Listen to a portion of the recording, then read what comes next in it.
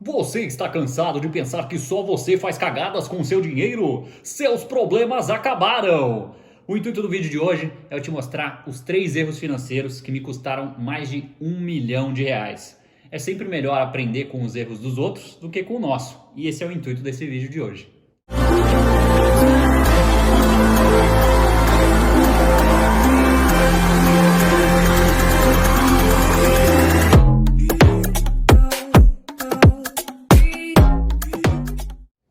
Antes de começar, eu tenho que te lembrar, se você ainda não é inscrito no canal, se inscreve aí, ative o sininho para receber a notificação quando tiver um vídeo novo.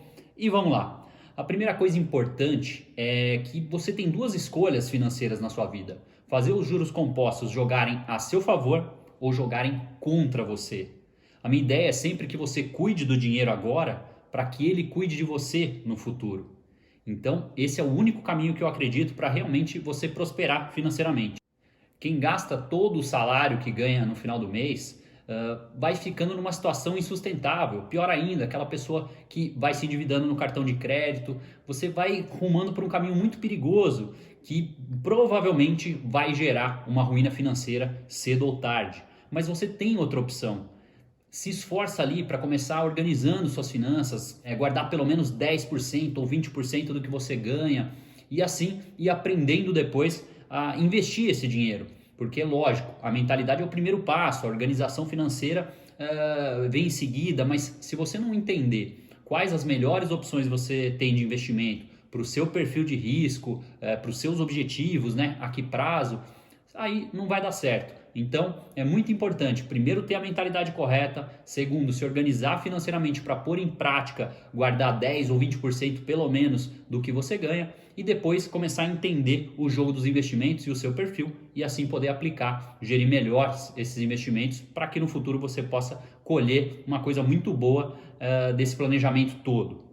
Por isso, eu quero te mostrar os 3 erros que me custaram mais de R$ 1 milhão, começando pelo erro número 1, que foi lá em 2007. Foi meu primeiro aporte na Bolsa de Valores. Na verdade, eu não tinha muita ideia do que estava fazendo, eu fui naquele chamado efeito manada, que é muito perigoso, eu já vou explicar um pouco o que significa isso. E aí acabei comprando algumas ações sem entender nada do processo. Obviamente, quando você não entende como o jogo funciona, você se arrisca a ser um mão de alface, como eu fui. Quando em 2008 teve a crise do subprime nos Estados Unidos, as bolsas caíram em torno ali de 40%, até um pouco mais. E aí, naquele desespero, eu acabei vendendo as ações com prejuízo. E na verdade, nesse primeiro erro, acabei perdendo em torno de R$ 5 mil. Óbvio que R$ 5 mil não é uma coisa que vai te levar à ruína financeira, mas para a época que eu tinha pouquíssimo dinheiro, R$ 5 mil foi muita coisa. E esse erro foi muito dolorido. Mas a gente aprende com os erros. Então, a primeira dica que eu sempre dou é: comece aos poucos na bolsa. Comece aportando devagar, porque erros serão cometidos. Todo iniciante acaba errando em algumas coisas. Então, o primeiro de tudo é entender como o jogo funciona. Esse efeito manada é um efeito que destrói o investidor. Você nunca deve fazer um investimento só pelo número de pessoas que você viu investindo ou por uma dica de uma pessoa X ou Y. Você tem que entender minimamente como aquela empresa funciona, o que significa o investimento em bolsa, né? Você está se tornando sócio daquela empresa, você está se tornando um acionista daquela empresa. Então, não é simplesmente comprar um código, comprar um papel, você realmente tá investindo naquela empresa e você tem que ter a cabeça do longo prazo. É isso que significa ser um bom investidor. E longo prazo mesmo, eu não estou falando de um ano não, estou falando de 15, 20 anos, 30 anos. Esse é o pensamento de quem investe na bolsa da maneira correta, na minha visão, na visão do buy and hold, né? Comprar e manter aquelas boas empresas, a não ser, lógico, que no meio do caminho elas percam algum fundamento. E para dar um exemplo clássico desse efeito manada e como isso pode ser perigoso, pode ser até um sinal de que as coisas na bolsa podem vir a piorar num espaço curto de tempo, é quando você começa a ver em tudo quanto é lugar as pessoas falando de bolsa, quando por alguns anos geralmente ela começa a crescer muito, né? As ações sobem muito de valor e aí você vê muita matéria sobre bolsa na mídia não especializada, às vezes até na TV, muitas pessoas que não são da área falando sobre isso, são sinais preocupantes. Diz a lenda, inclusive, que o Joseph Kennedy pai do John Kennedy, ex-presidente norte-americano. Lá na crise da Bolsa de 29, ele teve uma espécie de insight que fez ele não perder o que ele tinha na Bolsa. Diz a lenda, não sabemos se foi exatamente isso, mas que ele estava engraxando os sapatos e aí o engraxate virou para ele e começou a falar de Bolsa de Valores, de ações que ele estava investindo ou que ele investia, alguma coisa assim. E aí, naquele momento, deu um insight no Joseph Kennedy. Ele falou, ele era um grande investidor na época, tinha muito dinheiro investido, e ele falou, opa, pode ser que esteja se formando uma bolha ali. Se esse efeito manada tá se caracterizando, e foi um dos sinais que ele notou, né? Uma pessoa que... E aí, isento de preconceito, né? Não é esse o caso, mas querendo dizer, pessoas que não têm nenhuma relação com a área financeira e muita gente ao mesmo tempo falando ali sobre Bolsa de Valores, foi um sinal que ele identificou. Era uma quarta-feira e aí ele resolveu retirar as ações, achou que realmente esse efeito manada estava se complicando e poderia estar se formando uma bolha ali na Bolsa de Valores. E ele supostamente tirou todo o dinheiro da Bolsa e no dia seguinte foi o grande crash lá de 29, as ações caíram absurdamente e diz a lenda que ele conseguiu se proteger dessa forma. Então, sempre vale a pena um ponto de atenção quando muita gente estiver falando ao mesmo tempo ali sobre bolsa e ela estiver subindo a patamares, digamos assim, não muito consistentes. O que eu quero dizer com isso? A razão preço-lucro do histórico, né, da bolsa. Você consegue fazer esse tipo de medição e quando isso está muito esticado, você pode chegar a essa conclusão, que provavelmente está se formando uma bolha ali e é bem provável que logo em seguida ou dali um tempo virar uma crise, um ciclo de queda. E aí, não estou falando que você tem que tirar o dinheiro da bolsa. Falei agora há pouco, minha estratégia é sempre o buy and hold, mas ganha um ponto de atenção, ganha um alerta a mais para o investidor, né, nesse sentido. Então, fique de olho sempre nessa razão preço-lucro. Obviamente, você precisa olhar muitos outros indicadores. Olhar isso de maneira isolada não te diz muita coisa, mas serve como um sinal a mais para esse alerta todo que eu comentei. Sempre que a gente fala nesses ciclos de queda do mercado, 40% a menos, às vezes 50% a menos, já tivemos casos ali de 89% a menos, as pessoas ficam num desespero e aí começa a chegar à conclusão, mas espera aí, então você está dizendo que a bolsa é cassino? Não, sapequinha, não, presta atenção, eu só estou dizendo que você tem que ficar com um alerta a mais, né? Com uma atenção a mais quando você identificar esse efeito manada e tudo aquilo que eu comentei. Agora, se você sabe se proteger um pouco desses ciclos de crise, tem várias maneiras de você ter ali uma proteção natural de carteira. Em outros vídeos eu vou falar melhor sobre isso, mas quando você pensa no longuíssimo prazo, mesmo nesses períodos de grande queda e tal, a Bolsa de Valores costuma compensar. É claro que você não tem garantia disso no futuro, a rentabilidade passada, né? Todos esses acontecimentos que foram ali ocorrendo ao longo das décadas, eles podem não se repetir nas próximas décadas. Mas eu sempre falo que a gente precisa confiar um pouco na história, é a base que a gente tem. Então, vale a pena ficar com um ponto de atenção ali nessas fases, talvez ter um caixa de oportunidades para investir um pouco a mais nessas grandes crises, assim você vai conseguir tirar um certo proveito e, lógico, algumas outras proteções de carteira, como ter parte em dólar, talvez um pouco de metais preciosos, talvez um pouco de criptomoedas. Então tem várias formas que a gente pode usar para tentar se proteger um pouco dessas grandes crises que acabam acontecendo. Não existe uma frequência exata, obviamente, senão era fácil de prever, mas a gente sabe que de tempos em tempos, de anos em anos, algumas crises acontecem e aí grandes oscilações na bolsa podem acontecer por consequência. E lembrando que a ação não cai de maneira dissociada da economia. Se as bolsas estão caindo de uma forma muito acima da média, é porque alguma coisa na economia mundial está acontecendo de muito relevante também, de muito preocupante. Então, os investidores imaginam que essa crise, geralmente mundial ou em um país muito importante, possa refletir nos lucros das empresas, diminuindo essas margens de lucro e, consequentemente, as empresas vão perdendo de valor, as ações vão diminuindo de valor. Essa é a lógica do mercado financeiro. Agora vamos para o erro número 2. Em 2010, eu estava pensando em fazer um investimento em imóveis, lembrando que eu não pensava mais em bolsa de valores naquela época, porque tinha saído lá em 2008 com aquele trauma da perda dos 5 mil iniciais. E comecei a ver que o mercado imobiliário estava muito aquecido, que provavelmente era uma coisa que ia valorizar demais, e resolvi fazer um investimento em imóvel, em um apartamento.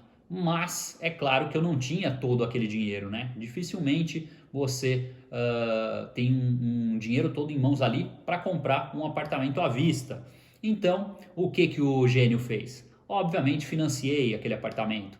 Quando a mulher do banco me perguntou em quanto tempo eu gostaria que fizesse aquele financiamento, adivinha o que eu fiz? Todo meninão, achando que estava abafando, fui lá e falei, qual que é o máximo que eu posso financiar? Ela falou, 35 anos. Eu falei, é esse? Então foi aí uma outra grande cagada financeira que me custou muito, só em juros, tirando, lógico, o valor do apartamento em si, só em juros eu acabei gastando em torno de 110 mil reais. E às vezes esses valores impressionam, mas se você vai fazer realmente a conta daqueles juros compostos do financiamento jogando contra você, lembra que eu disse no começo, é uma escolha que você faz. Você escolhe jogar esses juros compostos a favor de você ou contra você. Se você vai ficando com essa ideia de financiar, principalmente em períodos mais longos, você está fazendo basicamente esses juros compostos jogarem totalmente contra você e você vai perder muito dinheiro. É um grande erro que as pessoas cometem, muitas vezes por conta de querer antecipar sonhos. Então, nesse meu caso foi até mais grave, né? Porque eu quis como um investimento, sendo que eu não tinha uma casa própria ainda. Então, é o tipo de erro de não entender como o mercado funciona. Inclusive, esse mercado de imóveis também é cíclico. A gente tem períodos de valorização acima da média e períodos de maior crise no país, a economia não está indo tão bem e tal. E aí vai ser o oposto. Ele vai ficar, às vezes, anos ali ou caindo de preço ou se mantendo próximo daquele valor. Então, se você pensa em investir em imóvel, que na verdade nem é um investimento que eu acho tão interessante assim, na maioria dos casos, mas não faça isso precisando financiar, porque daí não vai ser um investimento, na verdade vai ser um grande custo, você vai pagar um volume enorme de juros e pode acabar como eu, só de juros tendo que pagar 110 mil reais. Foi um negócio muito ruim, mas que serviu de aprendizado. Porém, ainda assim, não serviu 100% de aprendizado, porque teve o terceiro erro financeiro que me custou ainda mais. Mas deixa eu explicar como foi esse terceiro. Na verdade, a minha digníssima esposa sempre quis ter uma casa, ela não se adaptava em apartamento. E a gente morava num apartamento alugado, esse apartamento que eu comprei eu alugava. E aí ela queria muito morar em casa, ela sempre morou em casa, sempre gostou e não gostava de ficar ali em apartamento. Resultado, a gente decidiu construir uma casa, e uma casa bacana, não era nenhuma mansão, longe disso, mas uma casa que daria um certo trabalho, uma casa que custaria, lógico, bastante dinheiro. E na época nós fomos fazer uma reunião com o construtor, né, o dono lá da construtora, e ele virou e falou o seguinte, olha, eu já fiz várias casas no condomínio onde vocês querem construir, o padrão é mais ou menos assim, assado, explicou e falou, olha, para a casa que vocês querem, vocês vão gastar em torno aí de 650 mil reais. Ok, para aquela metragem foi o preço estimado, era mais ou menos o que eu imaginava. E eu falei, bom, acho que a gente consegue se organizar e fazer. Ok, mas nunca cometa esse erro. Não confie no prazo que o construtor te dá para fazer a sua casa e nem no valor que o construtor estima para a sua construção. Porque simplesmente aqueles 650 mil viraram mais de 1 milhão de reais. Eu queria estar falando isso com prazer, mas não dá. Sempre imaginei o Silvio falando isso, né? Que eu ganhei 1 milhão de reais. Mas no fim, quando chegou em 1 milhão de reais, eu tive que até parar de contar, porque acabou ficando ainda mais que isso. Ou seja, um erro lá em torno de uns 40%, talvez um pouco mais, daquele construtor, que na verdade eu não sei nem se foi um erro mesmo, né? Ou se foi proposital. Mas o que eu tirei de lição disso? Lembra que eu falei agora há pouco? A gente às vezes tem mania de querer adiantar sonhos. E uma das características mais importantes que o investidor precisa ter para todas as situações é paciência.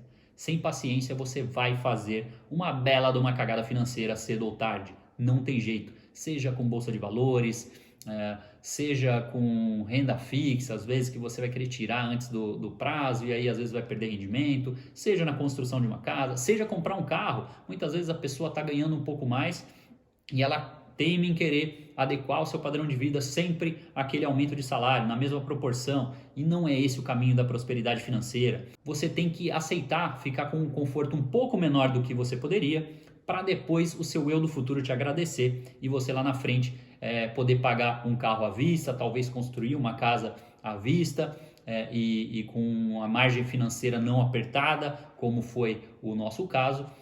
Então, entenda bem, eu não estou falando para você não construir a sua casa. Na verdade, eu adoro aqui minha casa. Minha mulher é designer de interiores e fez praticamente a nossa casa dos sonhos. André, põe imagens aí para o pessoal ver da nossa sala, o pessoal dá uma olhada. Põe também da nossa cozinha, que eu como nutricionista adoro, faço a dieta tranquilamente numa cozinha bonita dessa. Então, enfim, o problema não é construir a casa, não é fazer a casa dos seus sonhos, não é comprar um carro bacana, mas é saber o momento certo para fazer isso, para não cometer erros financeiros que te custem muito dinheiro. Então, obviamente, o erro número 1, aqueles 5 mil reais mais ou menos que eu perdi na bolsa, não tem como recuperar, entre aspas, né? A não ser que eu fizesse depois um novo investimento e desse certo, mas enfim, foi um dinheiro que eu realmente perdi, porque eu realizei aquele prejuízo. Os juros do apartamento, aquele que eu financiei em 35 anos, né? O erro número 2 também não tem como recuperar. Agora, o erro financeiro da casa em si não é um dinheiro que eu perdi, simplesmente foi uma situação que me apertou muito financeiramente e tal, mas a gente conseguiu se virar no fim das contas. Porém, eu poderia não ter dado essa sorte.